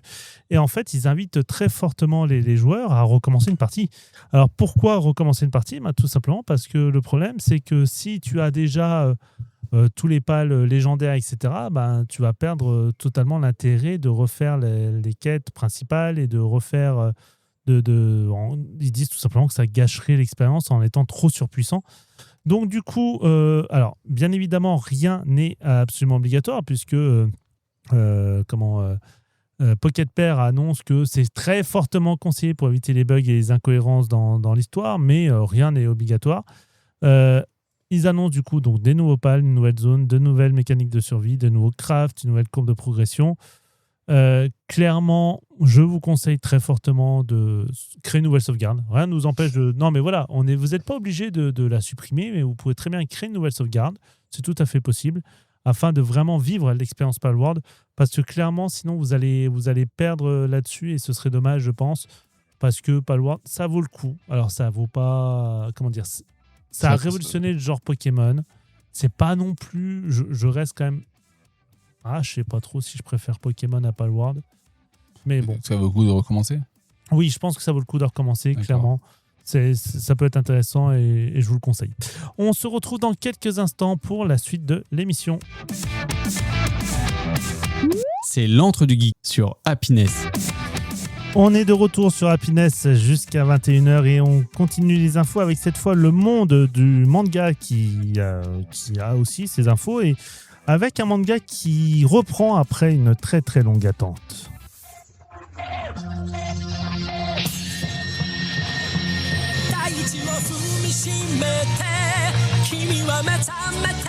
Vous aurez bien évidemment reconnu le générique de Hunter x Hunter qui est enfin de retour puisque ça y est, le chapitre 411 est prévu pour le 28 juin prochain dans le Weekly Jump numéro 31. Alors, en France, on l'aura également le même jour à 18h sur Manga+. Rappelons aussi que le tome 39 est prévu pour sortir au Japon le 3 juillet prochain, regroupant les chapitres 400 à 410. Et en France, ce tome 39 est prévu pour le 4 décembre prochain. Alors, c'est quand même la fin d'un hiatus de 567 jours, puisque le dernier chapitre 410 était paru en décembre 2024. Rappelons que malheureusement, cela a été dû au problème de santé de l'auteur Togashi, qui avait des douleurs chroniques de dos assez sévères et qui avait fait qu'il avait dû mettre une pause à son travail. Les fans, eux, sont très contents et on va reprendre bien évidemment l'arc de la guerre de succession qui devrait ravir les fans. Autre news également dans le monde du manga et d'ailleurs aussi dans le monde du Festival d'Annecy.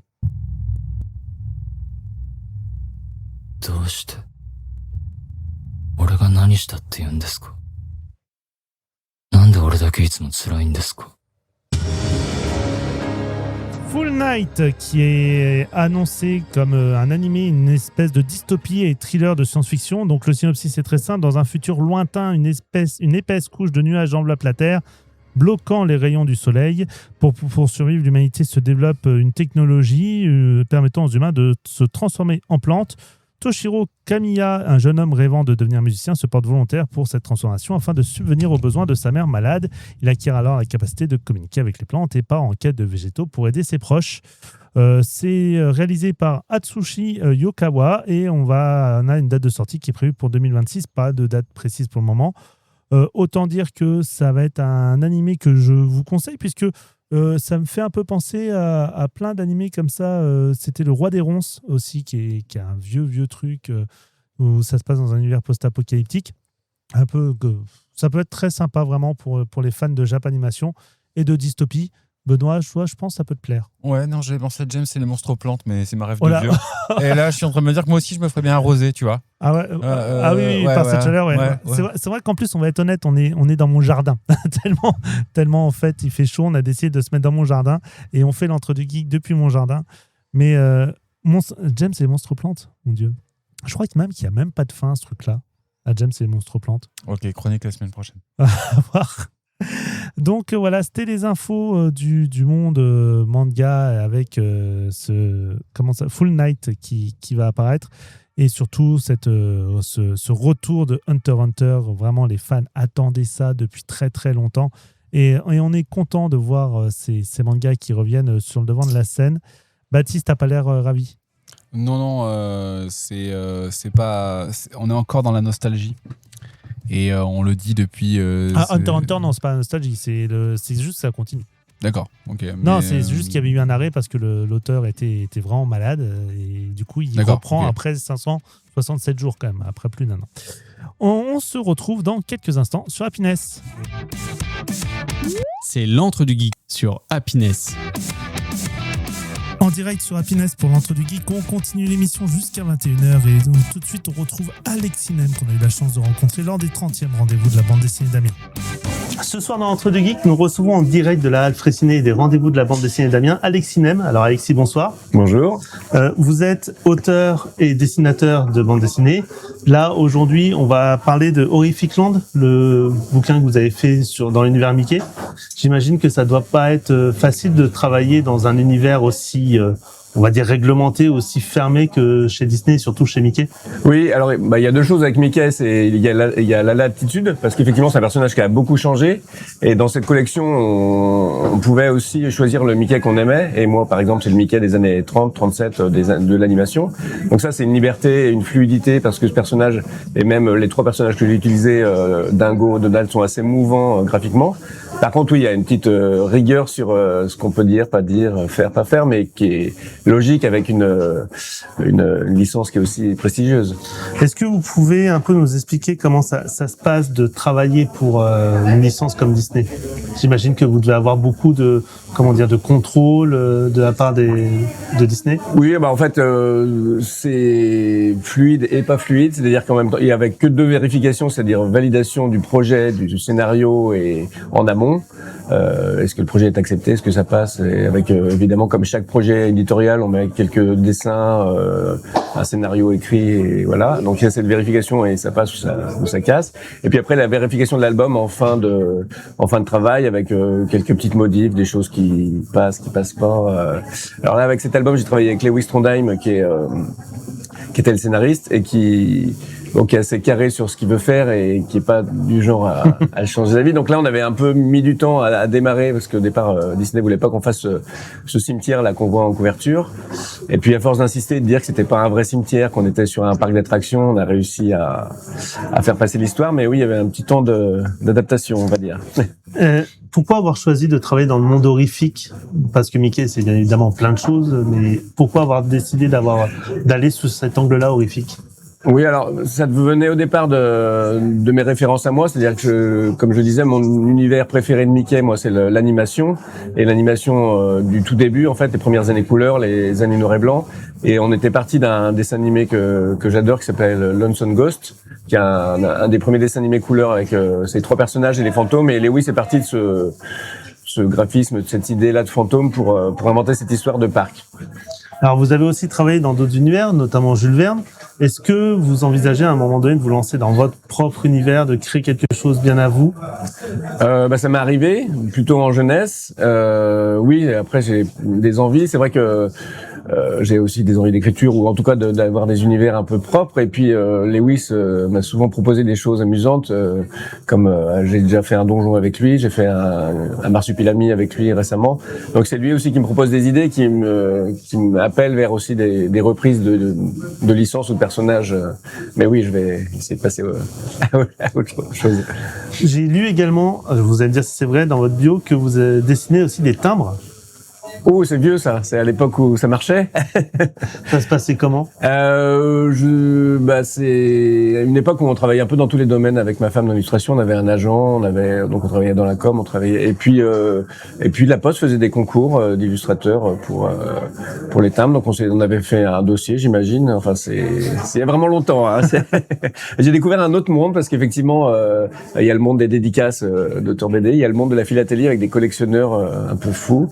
Donc vous avez dédicacé des timbres. J'avais dédicacé des milliers de timbres. Donc l'avantage, c'est que j'ai pas de dessin à faire, c'est des signatures. Mais oui, c'est un monde. Il y a beaucoup de salons, de la philatélie, et beaucoup de rencontres. Donc sortir un timbre, c'est un peu un événement. Il y a une fête autour de la sortie de chaque timbre avec un timbre au premier jour, un tampon spécial. Enfin, il y a beaucoup un monde que j'ai découvert. Alors, pour revenir un peu sur Horrific Land, combien de temps ça vous a pris pour réaliser cet album ? Moi, dans mon travail, je travaille aussi beaucoup en illustration jeunesse pour de l'album jeunesse. Donc, en général, j'arrive à travailler la moitié de mon temps sur un album BD, ce qui fait que je mets en général 1 an et demi, 1 an pour un album. Alors, en gros. Et du coup, quels sont là vos futurs projets qui vont arriver Là, je travaille sur un 3e Mickey que je viens de commencer. C'est le 2e, en effet, oui. Ça, c'est le premier. C'est le premier, pardon, le 2e. Après, j'ai fait Terror Island et là, je travaille sur le 3e histoire. Vous pouvez nous en dire un peu ? J'ai changé d'univers graphique. Terror Island, c'était dans la jungle. Ici, on était beaucoup dans l'esprit un peu Tim Burton, gothique, un peu rigolo. Et là, je vais parler un peu des Carpates et de Dracula. Ah oui, bon, par contre, on reste quand même dans ce côté horrifique. Oui, l'idée, c'était de garder ces 3 enquêteurs et de les prendre pour des histoires un petit peu horrifiques et un petit peu référencées. Merci en tout cas, Alexis, d'avoir répondu à nos questions et d'avoir répondu présent. Eh bien, merci à vous. C'est l'antre du geek sur Happiness. Toujours ensemble sur Happiness jusqu'à 21h pour l'entre du geek. Et après Alexis Nem, il est temps maintenant de rencontrer Camille Broutin, cet auteur de Yon, qu'on a eu la chance d'avoir en direct de la Halle Fraissinet. Ce soir dans l'entre du geek, nous recevons Camille Broutin en direct des 30e rendez-vous de la bande dessinée d'Amiens. Camille, bonsoir. Bonsoir. Alors on vous reçoit pour Yon, qui vient de sortir son 3e tome sur 4. Yon, c'est une histoire de survie. C'est ça. Est-ce que vous pouvez nous en dire un peu plus ? C'est une histoire un petit peu en 2 strates avec l'histoire de survie au-dessus et puis en dessous quelque chose d'un petit peu plus psychologique et introverti, introspectif. On sent un peu l'influence Death Note justement, oui. Parce que il y a 2 grosses références qui sortent à chaque fois, c'est Naruto, Death Note. Là clairement on sent l'effet Death Note qui est là. Donc c'est quelque chose qui vous a vraiment marqué ? Oui, beaucoup. Oui. C'était ma grande référence quand j'étais petite et ça m'a suivi pendant toutes mes années artistiques. C'est votre première œuvre en solo. Oui. J'imagine que ça a dû vous demander énormément de travail. Oui, pas forcément du fait que ce soit une œuvre en solo, parce que ce qui me demande le plus de temps et de travail, c'est le dessin. Mais en fait, le travail spécifique au fait que ce soit une œuvre en solo, je le ressens pas forcément, parce que c'est quelque chose que je fais de toute façon, réfléchir à des histoires. Là, par contre, ce qui est impressionnant aussi, c'est la rapidité à laquelle vous avez sorti les 3 premiers tomes. Pour un manga français, c'est pratiquement du jamais vu. Je pense à Renaud Lemaire qui fait Dreamland, qui en sort 1 par an. Vous, c'est 3 en une année ? 2 par an. Oui. Donc le 3e est sorti cette année et les 2 l'année précédente. Donc, ça reste quand même très court, c'est un intervalle très très court. Plutôt, oui. Je commence à bien le sentir sur le 4e, surtout. Là, je commence à être un petit peu en retard. Mais oui. Et surtout, comme c'est ma première série et la première œuvre que j'écris, oui, mon éditrice voulait que ça se rapproche un petit peu du rythme manga japonais, quoi. Ouais, mais la différence, c'est qu'au Japon, il y a toute une équipe. Oui, c'est vrai. Mais après, je pense que ça va quand même un peu plus vite là-bas que 2 par an. Mais c'est vrai que c'était un petit peu tendu. Je le referai pas tout de suite. Mais après, c'est agréable aussi de faire que ça. Mais c'est maintenant que j'arrive au 4e que je me dis que j'ai fait que ça pendant 2 ans quand même. Les 2 années sont passées vachement vite. Donc là, il y a le 4e qui sort en octobre, si je ne me trompe pas. Pour l'instant, on dit septembre, mais on écrit septembre sur les... Ouais. Mais c'est pas sûr que je finisse à temps, donc peut-être octobre, ouais. Et du coup, la suite, vous avez déjà réfléchi ? Je réfléchis un petit peu, oui. Là, pour l'année prochaine, j'ai pas mal de travaux d'illustration qui vont me permettre de réfléchir à d'écrire une histoire en parallèle sans arrêter de travailler entre 2. Et j'ai des petits projets de romans graphiques et sur le long terme, une série de mangas qui est un petit peu plus longue. Toujours dans un univers aussi de survie. C'est vers ça que je tends, donc c'est fort possible, oui.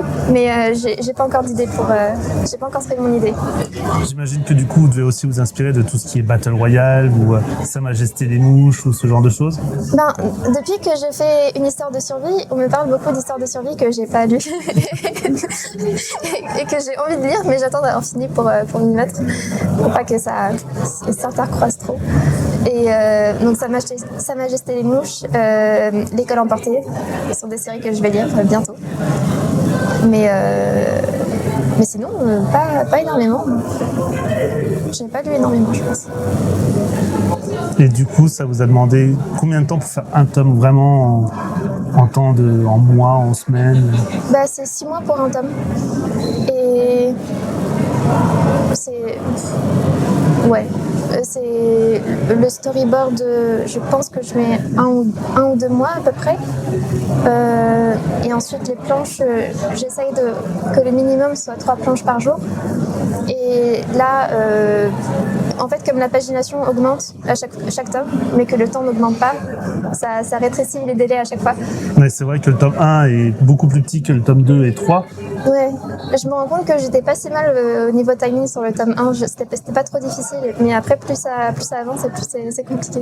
Surtout qu'il n'y a pas de temps dès que j'ai fini de rendre un tome, le jour suivant je passe au prochain, donc ça s'enchaîne pas mal. C'est votre premier festival BD ou vous en avez déjà fait d'autres avant? J'en ai fait pas mal déjà parce que j'avais la série Fils Uniques aussi, donc ça fait un petit moment que je suis dans la BD, même si c'est ma première œuvre que j'écris. J'étais en illustration avant. Donc c'est pas mon premier festival BD. Mais j'imagine que c'est toujours un moment agréable. Oui, c'est super. Là, ça a l'air super chouette. Je suis arrivée tout à l'heure, tout de suite en dédicace, donc j'ai pas pu regarder encore comment c'est, mais ça a l'air hyper chouette ici. Donc on rappelle Yon chez Combo, allez-y, franchement foncez. J'ai lu le premier tome, j'ai tout de suite foncé acheter les 2 et le 3. Le tome 4 sort du coup septembre ou octobre. Voilà, on va dire octobre pour vous laisser un peu plus de temps. Merci Camille en tout cas d'avoir répondu à nos questions. Merci beaucoup. C'est l'Antre du Geek sur Happiness. Happiness jusqu'à 21h et à présent on retourne vers la halle Fraissinet pour avoir Renaud Roche et Laurent Hopman qu'on a eu la chance d'avoir à notre micro pour nous parler des guerres de Lucas. En direct de la halle Fraissinet pour ces 30e rendez-vous de la bande dessinée d'Amiens, j'ai la chance d'avoir avec moi 2 spécialistes d'une franchise extrêmement connue, Renaud Roche et Laurent Hopman. Bonjour. Bonjour. Bonjour. Alors vous avez écrit Les guerres de Lucas, tome 1, tome 2. Le tome 3 est prévu je crois pour 2027. Octobre 2027, oui. Ouais. Il a intérêt de sortir parce que je vais être très honnête, j'ai lu les 2 bouquins hier pour préparer l'interview. Je les ai dévorés en 2 heures, c'était fini. Et j'attendais la suite. Ce qui est fantastique ici, c'est que vous allez raconter... Il faut les relire. Donc là, clairement, ça raconte l'histoire de George Lucas, comment il a réussi à créer Star Wars, et ensuite l'épisode 5. Non, 6, pardon. Oui, 5. 5 d'abord. 5. On est perdu avec ça. J'imagine que ça a dû vous demander un travail énorme de recherche et d'information. Oui, à la base, il y a effectivement un travail de recherche assez important et assez approfondi qui était essentiel parce que on traite d'une histoire qui est importante pour plein de gens et il y a beaucoup de fans de Star Wars, donc la moindre des choses c'était d'être exact et authentique et très pointu. Et puis aussi, c'est un livre qui a pour ambition de retracer l'histoire réelle de la création de Star Wars. Donc tout doit être étayé, sourcé, et il faut pouvoir s'appuyer sur toutes les anecdotes et se dire que tout s'est passé comme ça. Sinon, ça n'a pas la même valeur. Donc là, tout ce que vous avez mis, c'est authentique, c'est réel. Il n'y a rien de romancé ou d'inventé. Tout est authentique, absolument. Et comment vous avez fait pour savoir ces micro-détails qu'on voit dans on s'appuie sur de la documentation. On essaie de recouper toutes les informations avec diverses sources. Et puis, on écoute les témoignages des gens qui étaient là à l'époque et qui ont vécu ces événements et qui sont dignes de confiance aussi. Tous les témoignages ne se valent pas. Mais quand on écoute les gens à la sortie, qui parlent du film, qui relatent leurs expériences de manière très spontanée et sincère, on a un degré de fiabilité qui est très élevé. Il y a aussi un style graphique qui est très intéressant parce qu'on a ici une lisibilité très fluide, une lecture très fluide. J'imagine que c'est quelque chose qui a été recherché. Ah oui, clairement. Alors c'est vrai que moi, par mon background, je viens du storyboard, donc j'avais déjà, je dirais, un savoir-faire en termes de mise en scène, de découpage. Donc il y a une passerelle assez naturelle pour pouvoir aller vers la bande dessinée, mais tout de même, l'idée, il y a différents types de narration également en bande dessinée. Et moi, mon approche, c'était de faire quelque chose d'assez cinématographique et surtout d'être au service totalement du récit et pour garder en lisibilité et pour que ce soit une expérience de lecture agréable et captivante pour les lecteurs. Donc oui, il y avait une volonté d'adapter aussi le style et de mettre en place tous les codes narratifs pour que justement voilà, il y ait cette facilité d'entrer dans le récit et de s'y accrocher. Alors est-ce que c'est un bouquin qui s'adresse uniquement aux fans de Star Wars? Non, pas du tout. C'est sûr que je dirais que les fans de Star Wars sont en général légèrement curieux quand on touche à ce sujet. Donc forcément, et d'ailleurs on est ravis qu'ils nous ont très bien accueillis, soutenus, ils continuent à le faire et il y a beaucoup de bienveillance de leur part. Ce qui n'était pas non plus quelque chose d'automatique. On sait qu'il peut y avoir des débats assez intenses parfois dans la communauté et puis surtout, si on était arrivé avec une approche opportuniste, ils l'auraient senti et je pense qu'ils ne nous l'auraient pas pardonné à juste titre. Alors qu'au contraire, nous on est fans aussi également. Ça explique aussi pourquoi on a mis tant de soins et tant de cœur dans ce projet.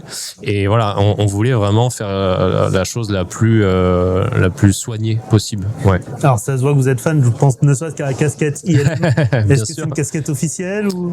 Oui, on a eu la chance et l'honneur de pouvoir aller dédicacer la version anglaise aux États-Unis, donc à San Francisco, dans les locaux de Lucasfilm et d'ILM.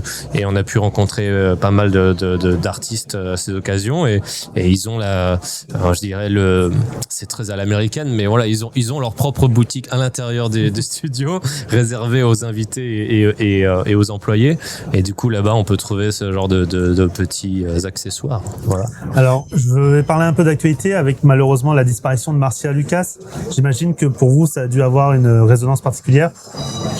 Oui, on a été tous les deux sous le choc à l'annonce de sa disparition. C'est quelqu'un avec qui on vit en quelque sorte depuis des années, qu'on a appris à connaître. Renaud l'a dessiné encore et la dessine tous les jours.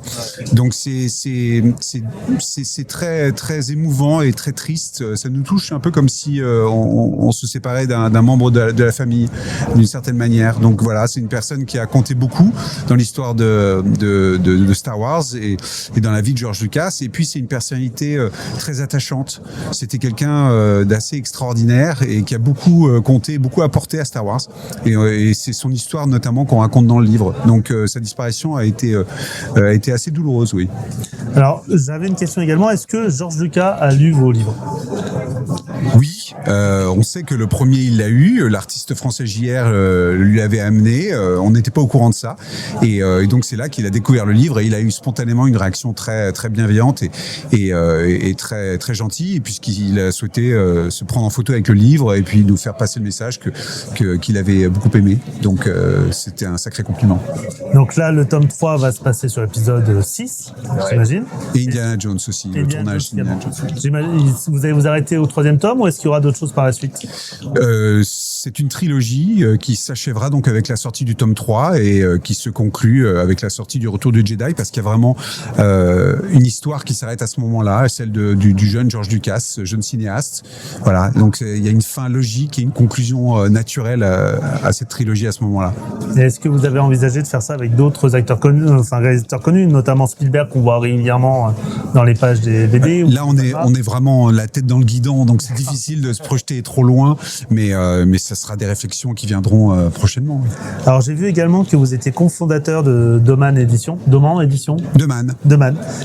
Qu'est-ce que ça doit apporter une difficulté supplémentaire de réussir à... Au contraire, c'est plus une liberté supplémentaire. Bon, aussi une prise de risque importante, évidemment, quand on sort un livre, quel que soit le livre, mais une liberté supplémentaire, puisqu'on peut contrôler quand même le livre, comment il va être diffusé, comment il va être fabriqué aussi. aussi, ça compte quand même, le format d'un livre, la qualité du papier, ce sont des choses qui comptent. Donc il y a cette liberté-là et ça, ça compte, oui. Donc on vous remercie en tout cas. On rappelle pour nos auditeurs, Les Guerres de Lucas, tome 1, tome 2, le tome 3 pour octobre 2027. Allez-y, foncez, que vous soyez fan de Star Wars ou même juste fan de cinéma, puisque c'est un enchevêtrement également. On voit l'ancien Hollywood avec le nouvel Hollywood.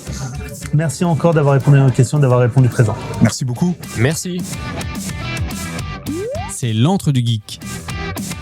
Il est maintenant 20h passé de 59 minutes et on vous remercie d'être resté pendant 2 heures avec nous sur Happiness pour l'Entre du Geek. On se retrouve la semaine prochaine pour une émission somme toute assez particulière puisque c'est la dernière de la saison et on a décidé de pirater carrément le programme d'Happiness. Donc on commence mercredi à 19h, on ne sait même pas à quelle heure on finit, il n'y aura pas de timer, pas de musique, bref, on part en délire total. Rejoignez-nous la semaine prochaine. Sur ce, amusez-vous bien. Ciao à tous.